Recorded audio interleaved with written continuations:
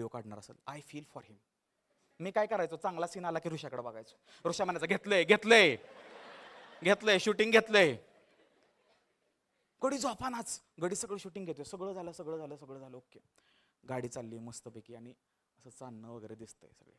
घाटात चढला, पोलादपूरच्या इथं गेलो आणि प्रणव पळत पळत पुढं आला. मला दादा मला घाम आलाय दादा. म्हणा मला घाम आलाय. पोरांना कळानाच काय चाललंय नक्की. घाम आला म्हणजे काय झालं घाटात अचानक. तर मग म्हणला खाली आम्ही सांगतो मुलींना, पोरांनी सांगितलं तुम्ही बसा. आम्ही वाला पोरं सगळे खाली. तर मग तो पृथ्वीराजच्या कानात काय तर बोलला. मी बाजूला होतो. पृथ्वीराज म्हणला सर आलो मी 2 मिनिटात. आता आम्ही सगळे बसच्या इथं, ती लाईट लावली पार्किंगची बरोबर घाटात, ती सगळं दिसते. मुली आत आहेत, मुलं बाहेर आहेत, ठीक आहे. आणि प्रणव आणि दादा जंगलात एका झोडपात गेल्यात दोघं.